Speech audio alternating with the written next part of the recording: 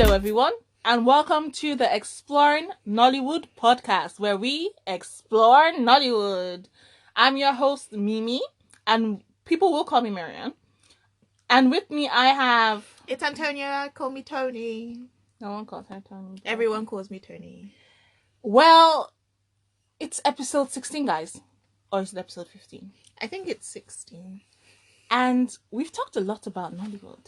We've talked about Nollywood, our loves, our dislikes, Nollywood acting, Nollywood production, Nollywood reviewing. I've interviewed a lot of very fine guests. It's me. She's talking about me.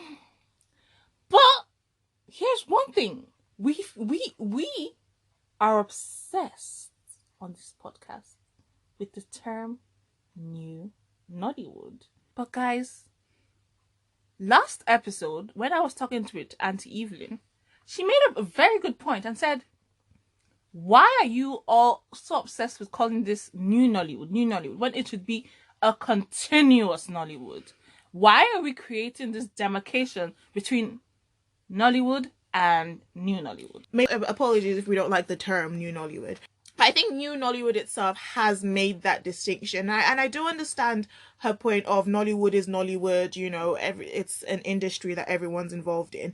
But New Nollywood itself has made that distinction between itself and what came before it.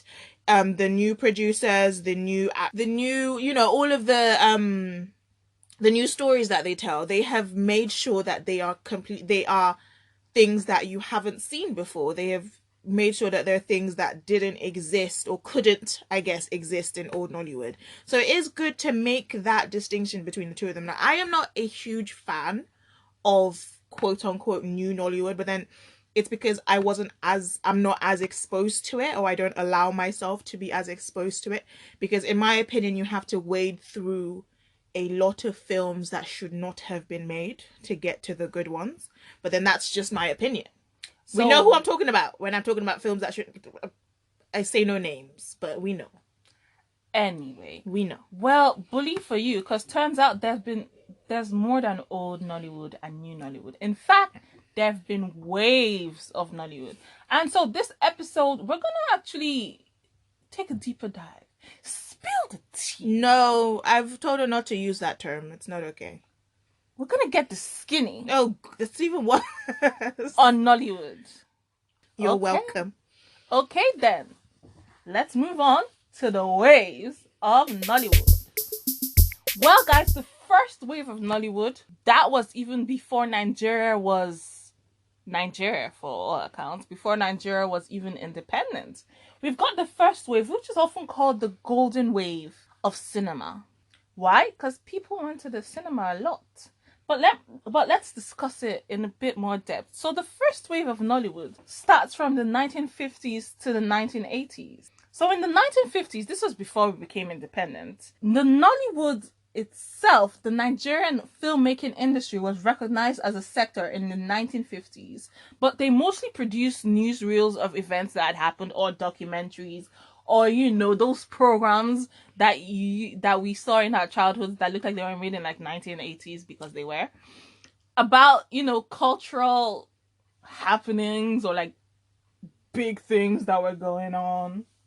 But guys, the first movie to be shown, the first Nigerian movie to be shown in color, was called Fincho by Sam Zeba. Can you imagine Nollywood movies in black and white? I don't want to. I've seen them in sepia, but then that's usually like throwbacks. Oh my God. Things that shouldn't. Again, movies that there's a lot of things in Nollywood that shouldn't have happened. Like who said just giving someone like, an afro and some bell bottoms and then putting it in sepia? No, exactly, afros and sepia. Like, yes. They know this is the past. No need to do anything. No other cues are needed. Just those two. Oh, the afros. But post-independence, that's in 1960, for those who don't know, when Nigeria in October, when we got our independence from the British. Well, we had cinemas, but they were showing foreign films from America, films from India, films from China, Oh my god, them kung fu movies. The actor and the boss, some Bruce Lee up in there. Can you just imagine your parents? Stay on track, please. Wait, no. Can you just imagine your parents going to the cinema to go watch Bruce Lee with a kung fu, and oh my god, with their afros and their bell bottoms.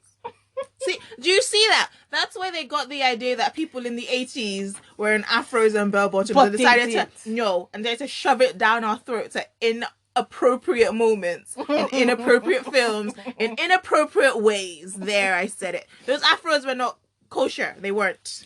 But those times we had a lot of foreign films. The traditional theaters were booming, and then later when we addressed the notable actors of this era, you found that there were the actors on the big screen were also the ones that were in theaters.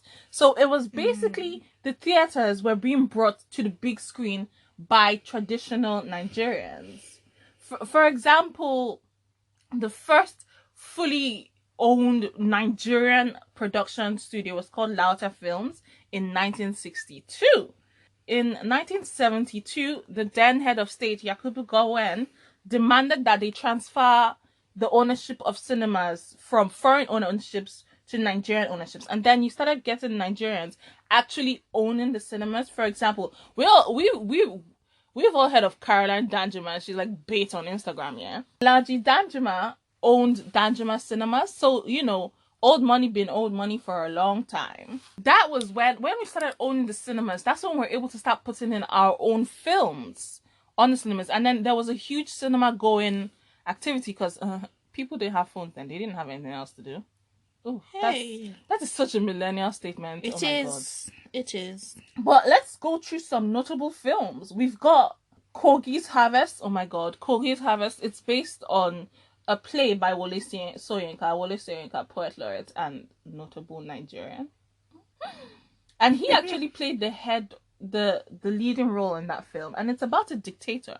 Yeah, this thing gets mad. It gets mad. It's like it's a dictator in some nondescript African country because those don't exist anymore. Dictators, they're everywhere. I was being sarcastic. Oh, African dictators. What? Never heard. Think of the past. I never heard. I don't know her. But that was by a foreign director by the name of O.C. Davis, and he actually it was a theater play, and then it got translated to the big screen as usual. And then we have in 1976 a film called Ajani Ogun, 1976, about a young hunter who, it's a typical revenge story, y'all. His father dies and a corrupt politician takes all his land and everything, and he's like, oh my god, I must revenge him. Again, never heard this before. And then we've got Bishi, Daughter of the River in 1977. We've got Amadi in 1976. And we've got our big blockbuster, the biggest blockbuster. It made, do you know how much it made in cinemas? 61,000 naira. So just for inflation. It'd be like But it made a lot of money. And so it's Papa Ajasco. Yes, so before Papa Ajasco and company manufacture Wale Adenuga production. Well, did you know getting into that. Did you know it was originally a comic? The comic was called Ikebe Super. And then they made it into a movie, which was like one of the biggest blockbusters of those times. And then they made it into a series. And then they made it into another series. And I'm probably sure that it exists in a final form. it has. There was a more recent one that not a lot of people watched. But yeah, so those are notable films. And then you have the notable actors of that era. And, a lot of them are still noted veterans in the industry. Notable actors in that industry. You have your Peter Edoches, you have your Joke Silva, you have your Olu Jacobs. These are like Nollywood royalty. But as all waves do, it crashed. Why did it crash, Antonia? I wouldn't say it crashed. There was, obviously you had in like the 1980s, you had a decline in cinema culture. But then that was in part due to there were television productions that were starting to become more popular. But obviously there were other factors that that contributed to it. Apparently the Naira wasn't doing too well. Surprise. There was a reduction in like financial support in like marketing, lack of production equipment, the government. So obviously this is a new country. There would be adjustments in the government. There were different regimes at the time. Mm-hmm. And then you get I saw a statement that was on when I was researching. I was doing my homework, guys. And it said lack of experience and negligence. So I think what they went into is like lack of experience in the people that were producing the films, because this isn't something that was done a lot in Nigeria. And then the negligence part is this was during the oil boom, so people had other things on their mind at the time. But like things that start going down, it started going up again. So I mentioned increase in television productions. You found that by 1974, 87% of families were consuming at least 2 hours a day of TV.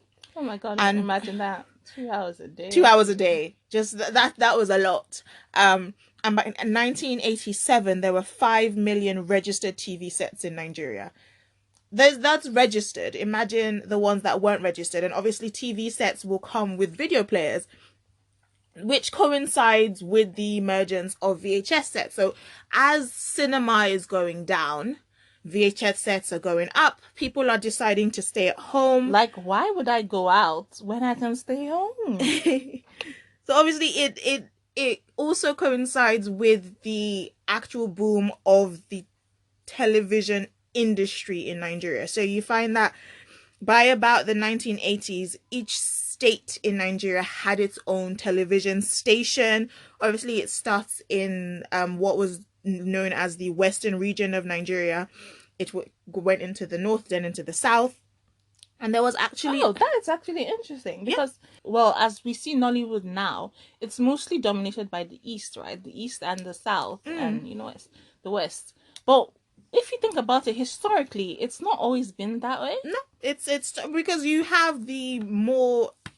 Maybe, would the north have been the richer part of Nigeria at the very start? I have no idea. But I think maybe that's why. So it starts in the north, in places like Kaduna, and then that's why you have such a historical institution in Kannywood. Guys, have we ever talked about Kannywood on this podcast? Kannywood? You don't know it exists? It's the Hausa movie industry. No. I don't speak Hausa. It exists. And there are notable people there too. But neither of us speak. Hopefully I'll find someone who's super into it. Yeah, so started in the north and then moved down south in Nigeria as well.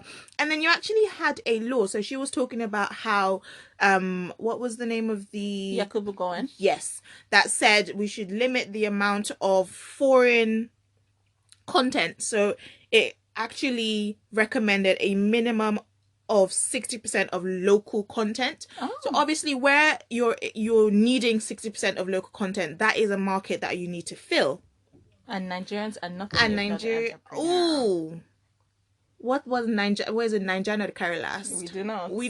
Where there is a market, you will always find a Nigerian. Yeah. Anywhere. Technology, TV, there will always be a Nigerian there. So we've been that way since Nigeria was Nigeria.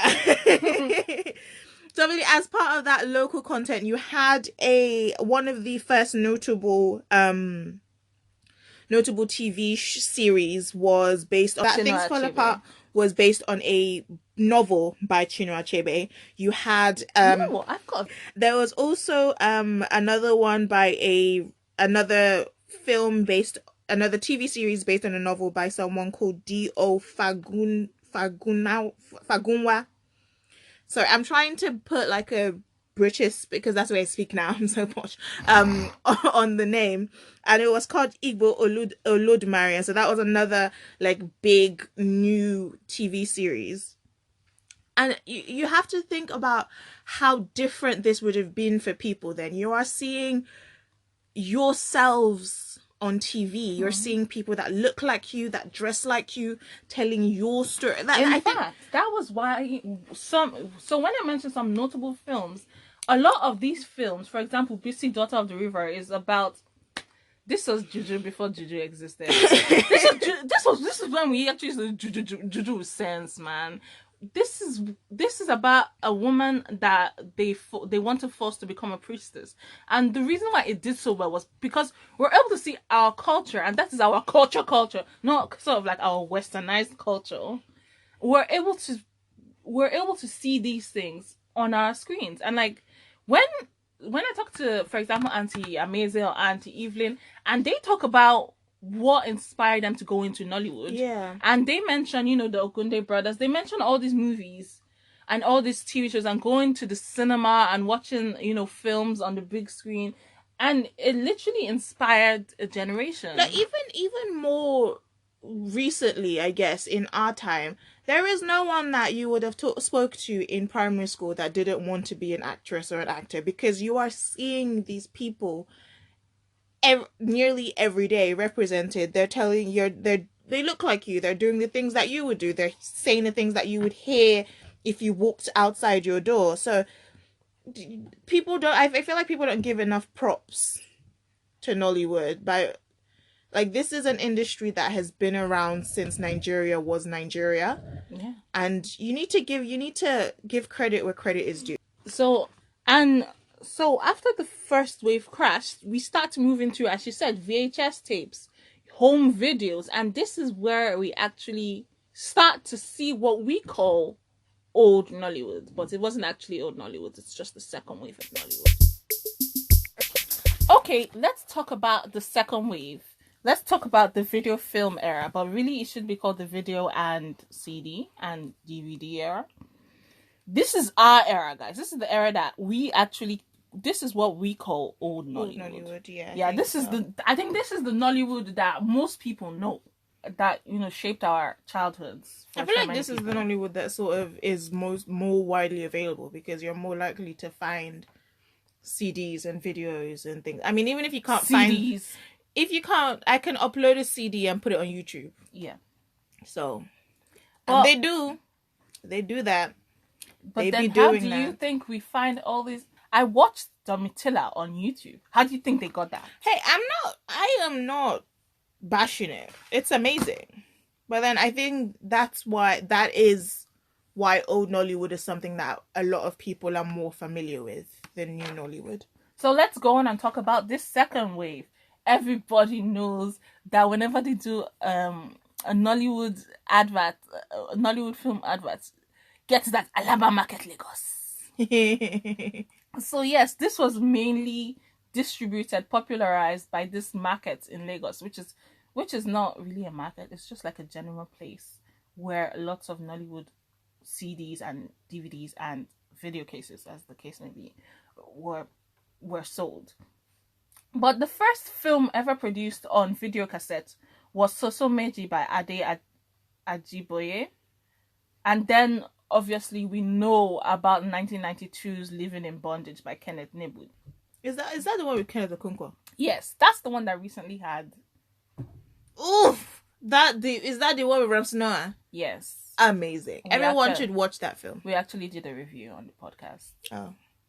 If you haven't watched it, watch it. If you haven't listened. No, watch the film and then listen to the review. Oh, okay, fair dues. So this period in the 90s, the early 2000s, that's when there was just this promotion, distribution, and marketing were kicked into overdrive. And we were producing 4 to 5 films a day. Imagine that, 4 to 5 Nollywood movies a day. Can Hollywood ever? The statement is, should Nollywood ever? Would Hollywood ever? No, because that probably leads on to the next point that she has of things that didn't go very well on sets. No, in the start of Nollywood. There were some downsides that we will talk about to this rate of production, but we were everywhere. We were in Africa. We were in of course, we were in Nigeria, but we were everywhere in Nigeria. So we were everywhere in Nigeria, and that's all the different types of Nollywood. There was the Yoruba speaking one was very popular with the Yoruba speakers. There was Kannywood, and then of course we have the ones that were mostly made in English, and I think that's what led to the popularity. And we were popular, guys. I'm saying we were, but we still are. Like, I think I I don't don't know know. if You- I don't know if we're still, but what I read, we're the third largest producer of films in the world. Are we still? I don't know. I was gonna ask you. You should know. I don't know. I guess we'll find out on the third wave, the current wave. Stick around. So we were everywhere. We were everywhere in Nigeria. We were everywhere in Africa. Almost all the countries in Africa, there was a Nollywood distribution center. The Nollywood movies were in circulation, and that our popularity also included the Caribbean. Sometimes when I talk to my Caribbean friends, they always say, "Oh, of course we know Nollywood. Is it this? Is it that? Is it, you know?" So there were some very credible names. But unfortunately for us, when you're too popular, they start to hate. They don't. I feel like we obviously, like you said, we were in all the countries in Africa. But whilst you look at Africa as a continent, you have to look at it as the separate countries as well. Whilst we in the 70s or 80s try to limit foreign content that we were sort of distributing and showing to our people, why can't other countries in Africa do the exact same thing? That's how they felt. We don't want to constantly see Nigerian media in our country.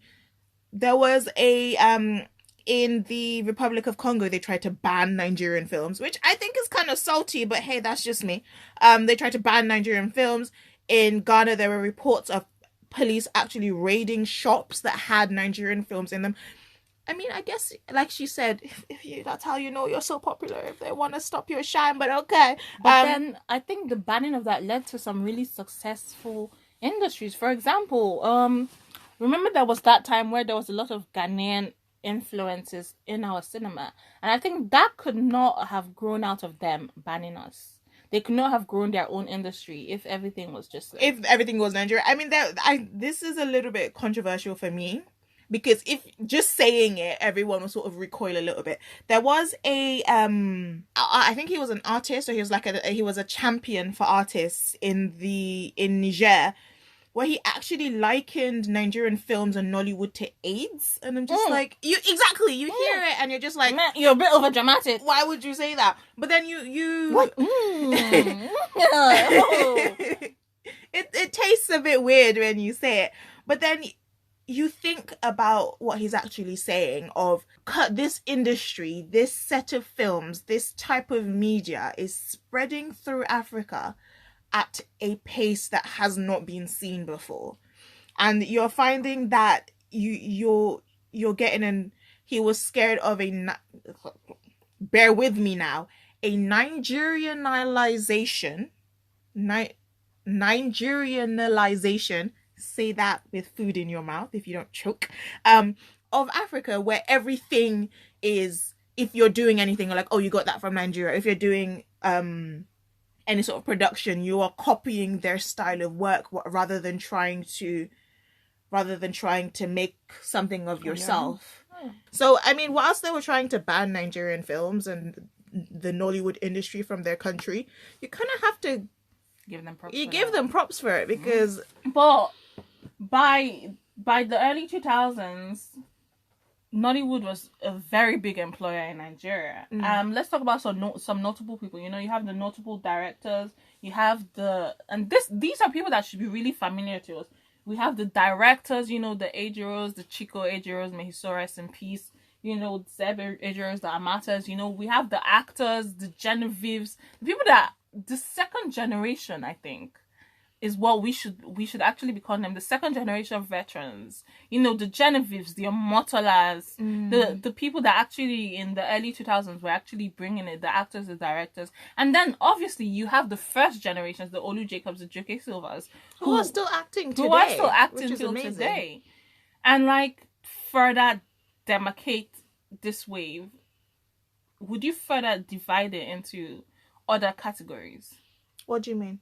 So, for example, a movie that was made in 2004 and a movie that was made in 2008 was so different. I guess that's more of a trends talk. I mean, I think that's more trends. But you'd still be seeing the same sort of directors, you'd still be seeing the same actors and stuff. I think that's maybe a way to differentiate between old Nollywood, older Nollywood, and new Nollywood. Let's just say first generation, second generation, third generation. I like older new Nollywood. That's just me. So I know what not to watch. But unfortunately, and there's a reason why we're not still in this wave of cinema. There's a reason why we've moved from the video, film, and the CD era to new Nollywood, or the third wave of Nollywood. I just want to. So one of the things that led to the decline of this era is the fact that while we were the third largest film industry in the world, we're only worth $250 million. Think about that. This was mostly because of how cheap it was to make the film. Like, for example, when I ask people about, what's your Nollywood story? People always talk about video clubs. But do you know that the ratio of registered to unregistered video clubs was like 60% to 40%? It was mad. So a lot of our industry was underground, was not registered, was not properly regulated. There was a lack of structure to the whole thing, a lack of professionalism. Like, it was like anyone could make a film. Anyone could wake up and say, okay, I'm going to become a Nigerian movie director. I think that about now. I mean, there are still some things that are left over. But because of that, there was a lack of structure to it. Like, there was no regulating body, and the regulating body was not really doing its job well. Remember that time when they banned some actors? And they all decided to go into music? We don't talk about that time. I'm not talking about no Nollywood actresses. When Mike decided to... No. But, the regulation was not great, and it was not consistent. It didn't provide the structure that a growing industry needed. Like, anyone could be a filmmaker. Yeah. I think when you're thinking about the downfalls, I guess the criticisms of the production, you also have to think about the criticisms of distribution as well. There would be parts of distribution that didn't go very well for the Nollywood industry. Now, one thing I want to mention, which is the biggest part of how movies make money, is copyright. What does copyright mean to you in Nigeria? Nothing. She's nothing. And if I know as an investor that there is no protection for this film, there is no protection for the amount of money I'm going to make, I am not going to invest in your films. And there was a point where up to 90% of the circulating videos are all illegal copies. 90. 90. So does that mean we never watched an original film? I didn't want to mention it, but I did think that when I was researching. Like, I don't think we ever actually because put money. Of course, you have people selling them in those random shops. Yeah. You have people selling them by the roadside. You have people you have the malams that are just selling them. There was a filmmaker that said literally 80% up to 82% of films that you make will become pirated. There's no point. That is how you will circulate, or that's how your films are circulated in Nigeria, through piracy, which is not good, which is not illegal. And sometimes you find that it's actually the distributors. So I have given you a number of my movie to sell. Yeah. You will leave all of those in the warehouse, make copies, and sell those. What the hell? Because I'm so tired of Nigerians. Because the copies that you have made, you don't have to give me any of that money. Oh. Exactly. And then you will then come back to me and say, and see your film not sell, or not, you're not going to come back to the filmmaker that paid you to sell their films, that their films aren't selling, whereas you've made a buck in your back pocket. You're getting TV stations as well, TV networks that are showing films without the consent of the filmmaker. So how do they make money? How do they make money? So that's sort of where, so there will be legitimate ways, but like I said, up to 90% of the films of the circulating videos were illegal copies. And then sometimes you will bring that down to the government as well. So there was a lack of infrastructure of how movies are distributed. And you are now getting an increase in the production of these films, so you are going to try and sell them as cheaply as possible. So maybe that has something to do with it as well. Obviously, now we could get into criticisms of Nollywood movies, and we have, so we shan't. But we do have to mention that some of the themes of those movies did begin to wear on its audience. The whole juju type thing, people shouting. I think part of the decline of this wave was people wanted better. Okay. People just wanted a better product. Like, people want... I'm sorry, but didn't you look at Nollywood movies as they were then? And this is, in the early 2000s. Didn't you look at Nollywood as they were and then compare them to Hollywood movies? And you're like, why bother? A lot of people that don't watch Nollywood movies nowadays, when you ask them why don't you watch Nollywood movies, then they start to say, oh, the themes are not good, the production quality is not good, it's just a general shambles. And they're right. So people wanted better. And I think all these things are what led to the decline of this industry. And I think also directly influenced the rise of the third wave. Some parts of the third wave were created to counter the problems of the second wave. And as we shall see, we're going to discuss that in the next segment. But some of these problems still exist. But would you argue that the decline of the second wave was inevitable? Because there was a time, yes, when Nollywood movies were at the absolute gutter. Would you argue that it was inevitable because of all these structural issues? Or would you say it happened because we were moving away from CDs and video cassettes? And the world was changing, and we needed to embrace globalism more. Okay. I think so. I think did you mention themes? If I think the themes that were sellable, I guess, in the second wave will not resonate, I guess, as well with the themes that were so popular in the second wave will not resonate with a global audience. Someone that's watching it in a different country might not understand the nuances that we've already spoken about in Nollywood movies. So you have to get with the times. You have to keep it moving. And I think as Nigerians, that's something that we are actually good at, which is why the third wave exists. This was our wave. This is the wave that we call old Nollywood. Let's talk about the wave we call new Nollywood.